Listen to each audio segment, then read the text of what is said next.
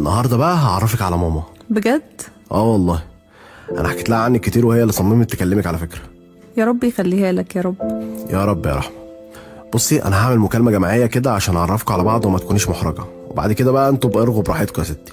خلاص ماشي، حلو ده. لحظه كده خليكي معايا هطلبها. ماشي. الو. ايه يا ماما؟ ايه يا مصطفى يا حبيبي، ما جيتش تاكل ليه؟ في مشوار كده يا حبيبتي بره وشويه وجاي. ماشي يا صاصه. ماما فاكره رحمه زميلتي في الشغل اللي حكيت لك عنها وانت قلت لي عاوز اكلمها؟ مالها يا بابا؟ هي معانا على الخط اهي.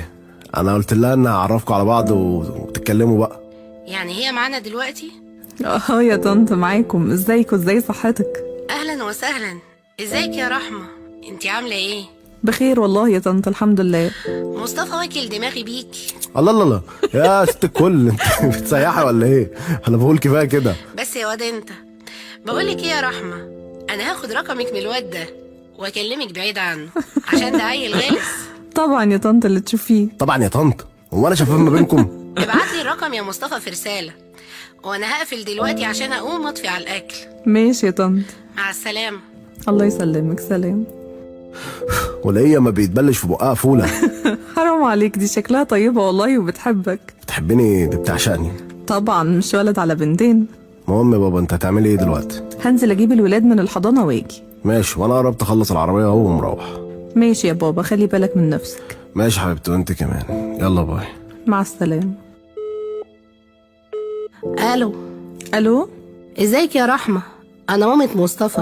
اهلا يا طنط، عاملة ايه؟ الحمد لله بخير. انتي بخير واولادك كويسين؟ الحمد لله. طب الحمد لله. رحمه، انا عايزه ادردش معاكي شويه كاصحاب، ممكن؟ طبعا يا طنط، اتفضلي. ماشي. انا عاوزه اسالك سؤال وجاوبي عليا بصراحه. اشمعنى مصطفى يا رحمه؟ مش فاهمة حضرتك، يعني ايه اشمعنى مصطفى؟ اشمعنى مصطفى دونا عن كل زمايلك اللي معاكي في الشغل؟ تقربي منه وتخليه يبقى عاوز يتجوزك. هو فيها مشكلة يا طنط؟ طبعا فيها مشكله. اولا انك مطلقه، ثانيا معاكي عيلين، ثالثا ان ابني ولد وما اتجوزش قبل كده، رابعا بقى انت اكبر منه بسنتين. بس سيبك من رابعا، مش مهم، خلينا في المهم. انت لو عندك ولد وحيد على بنتين، كبرتيه وربطيه وعلمتيه احسن تعليم، ويجي اليوم اللي زي اي ام بتتمناه لابنها انه يتجوز، تلاقيه داخل عليكي بعروسه اكبر منه وكمان منفصله ومعاها اطفال، ترضيها لابنك؟ بس انا يا طنط ما اخترتش ظروفي دي، وانا ما لفتش على مصطفى عشان اخليه يقع فيا. مصطفى حبني الاول وهو اللي قرب مني الاول، رغم ان انا كنت قافله على قلبي وعلى ولادي عشان ظروفي اللي حضرتك بتقولي عليها دي. بس لما لقيت شخص حنين ومش فارق معاه اي حاجه غير اني بنت اصول، قلت ليه لا.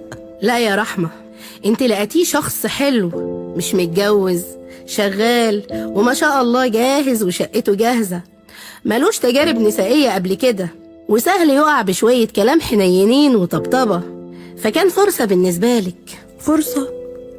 بص يا طنط، مصطفى ابن حضرتك راجل، مش عيل صغير عشان اضحك عليه. على كل حال انا فهمت حضرتك عايزه تقولي ايه، فهوفر على حضرتك الكلام اللي بيوجع ده وهقفل. طب كويس انك فهمتي. يا ريت بقى ما تحكيش لمصطفى حاجه، وهاتي الموضوع من ناحيتك عشان ما يتخانقش معايا. عاوزه حاجه يا طنط؟ شكرا. مع السلامه. مال صوتك يا رحمه؟ مفيش حاجه يا مصطفى. مالك يا رحمه؟